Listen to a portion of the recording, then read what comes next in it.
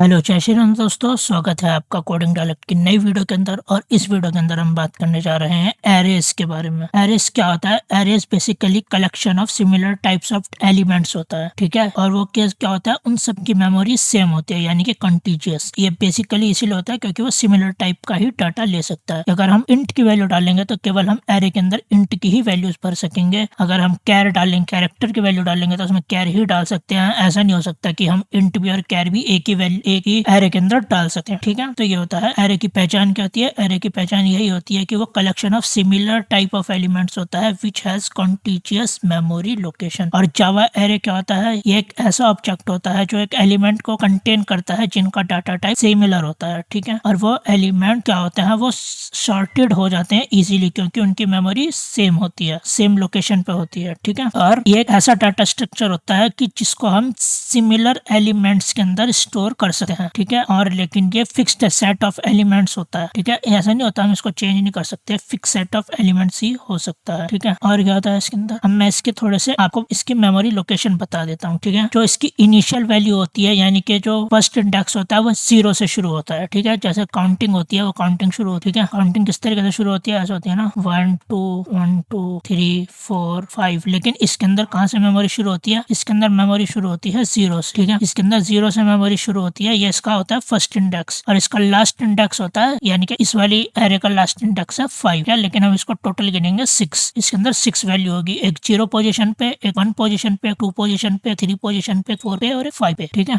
और इसकी इससे एक खास बात ये भी है कि इसको हम इजीली सॉर्ट कर सकते हैं क्योंकि इसकी इंडेक्स वैल्यू हमको पता होती है, ठीक है। और इसके जो एडवांटेजेस हैं, इसके एडवांटेजेस क्या क्या है, मैं इसके एडवांटेजेस बता देता हूँ। इसका पहला एडवांटेज कौन सा है? इसका पहला एडवांटेज है कोड ऑप्टिमाइजेशन का, ठीक है। इसका पहला है कोड ऑप्टिमाइजेशन और दूसरा कौन सा है इसका? Random access, random access. ये दो इसके एडवांटेजेस हैं। और इसका डिसएडवांटेजेस क्या है कि इसकी साइज लिमिट है, ठीक है। हम इसके अंदर फिक्स्ड साइज के ही एलिमेंट को स्टोर कर सकते हैं, ठीक है। हम इसका रन टाइम के अंदर कोई भी साइज ग्रो नहीं कर सकते। इंपॉर्टेंट है, रन टाइम के अंदर हम इसको ग्रो नहीं कर सकते, ठीक है। और टाइप्स ऑफ एरे किस तरीके के होते हैं? 2 तरह के एरे होते हैं, ठीक है। मैं इसका टाइप्स बता देता हूँ, टाइप्स ऑफ एरेज। तो पहला टाइप कौन सा होता है इसका? सिंगल डायमेंशन, सिंगल डायमेंशन यानी कि 1D, ठीक है। और दूसरा कौन सा होता है इसके अंदर? दूसरा होता है इसके अंदर मल्टी डायमेंशन, ठीक है। एक होता है सिंगल डायमेंशन यानी कि 1D और मल्टी डायमेंशन यानी कि 2D और 3D, ठीक है, इस तरीके से। और मैं आपको एक इसका एग्जाम्पल भी, पहले मैं आपको इसकी डेफिनेशन बता देता हूँ, फिर मैं आपको इसका एग्जाम्पल बताऊंगा, ठीक है। तो पहले मैं इसकी डेफिनेशन लिख देता हूँ। ये ठीक है, ये इसकी डेफिनेशन है, ठीक है। मैं इसको अलग से बता देता हूँ, यहाँ पे लिख देता हूँ, ये इसकी डेफिनेशन है, ठीक है। और इसके एडवांटेजेस और डिसएडवांटेजेस भी बता देता हूँ, ठीक है। ये इसके एडवांटेजेस हैं और ये इसके डिसएडवांटेजेस हैं, ठीक है। अब मैं आपको इसका एक एग्जांपल दिखा देता हूँ। मैंने यह ट्रांजिटिव एरे है, देखो इसका मैंने सबसे पहले क्लास बनाई टेस्टिंग के नाम से, फिर मैंने पब्लिक स्टैटिक वॉइड में स्ट्रिंग आर्गुमेंट लिखा, फिर मैंने एक वेरिएबल बनाया इंट के अंदर a नाम से, फिर हमने उसको is equals to new int यानी उसको न्यू वैल्यू दी, उसके अंदर हमने 5 लिखा क्योंकि हमने 5 वैल्यू पुट करी है। देखो 0 1 2 3 ये इंडेक्स वैल्यू है, 0 1 2 3 4 और ये उसकी वैल्यू है। 0 इंडेक्स वैल्यू पे 10, 1 इंडेक्स वैल्यू पे 20, 2 इंडेक्स वैल्यू पे 70, 3 इंडेक्स वैल्यू पे 40, 4 इंडेक्स वैल्यू पे 50। फिर हमने इसके अंदर लगाया फॉर लूप, और के अंदर हमने इंट को कॉल करा क्योंकि हमने इंट नाम का वेरिएबल बनाया था। फिर हमने उसको बताया i इज इक्वल्स टू 0, जो i है वो 0 से शुरू होगा और i की जो वैल्यू है वो इस a वेरिएबल से छोटी होगी, ठीक है। और जो वो छोटी होगी और वो लेंथ उसकी बढ़ती चली जाएगी, उसमें एक प्लस होता चला जाएगा। फिर हमने उसको कॉल करा और फिर जो इसका आउटपुट आएगा वो आउटपुट इसका आएगा 10 20 70 40 और 50। मैं इसको रन करके दिखा देता हूँ। ये देखो ये इसका आउटपुट आ चुका है, ठीक है। अब मैं आपको एक मल्टी डायमेंशनल एरे दिखाया है, ठीक है। ये कौन सा एरे है? ये मल्टी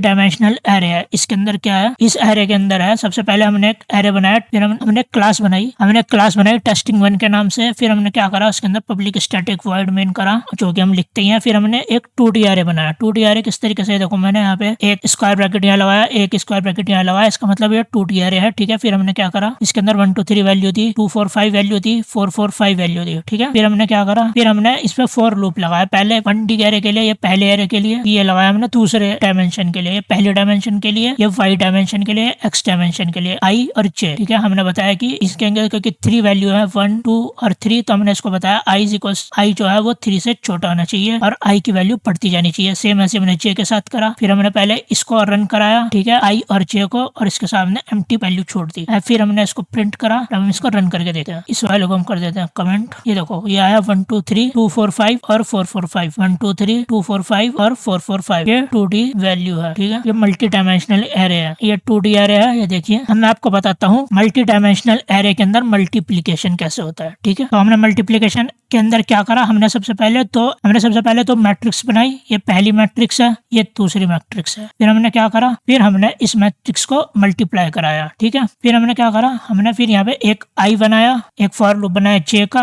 एक फॉर लूप बनाया के का। ठीक है, फिर हमने क्या करा, क्योंकि एक तो ए यह है बी और यह है के मल्टीप्लीकेशन। ठीक है, तो ये देखो हमने क्या करा, सी ए को हमने मल्टीप्लाई करा पी से। ठीक है, हमने यहाँ पे क्या करा, C is equals to A into P. फिर हमने इसको प्रिंट करवाया और फिर हमने नई लाइन के लिए ये लिख दिया। अब हम इसको रन करके देखते, ये देखो 6 6 6 12 12 12 18 18 18। इसके अंदर जो सबसे पहले जो इसके अंदर मल्टीप्लाई होता है वो किस तरीके से होता है, ये वाली वैल्यू पहले इन सब वैल्यू के साथ मल्टीप्लाई करेगी, फिर ये वाली वैल्यू इन सब वैल्यू के साथ मल्टीप्लाई करेगी, फिर ये वाली वैल्यू इन सब वैल्यूज के साथ मल्टीप्लाई करेगी और प्लस करेगी। ठीक है, तो इसको ही ये आपस में प्लस होगी, मल्टीप्लाई होगी। इसको ये वाला मैट्रिसेस में हमने सीख रखा है मेथड मल्टीप्लिकेशन का, और उसको हमने यहाँ पे ही कॉल कर दिया। ठीक है, मेन मेथड ये था। ठीक है, इसकी वजह से मल्टीप्लिकेशन हुआ है। तो यह है मैट्रिसेस के अंदर मल्टीप्लिकेशन एरे के द्वारा। ठीक है, इसके अंदर और भी फंक्शन होते हैं, जैसे कि क्लोन का, डुप्लीकेट का, इन तरह के मेथड भी इसके अंदर होते हैं। ठीक है, और अगर मेरी आज की वीडियो अच्छी लगी तो मेरी वीडियो को लाइक करें, अपने दोस्तों के साथ शेयर करें और मेरे चैनल को सब्सक्राइब कर दें। जय हिंद दोस्तों।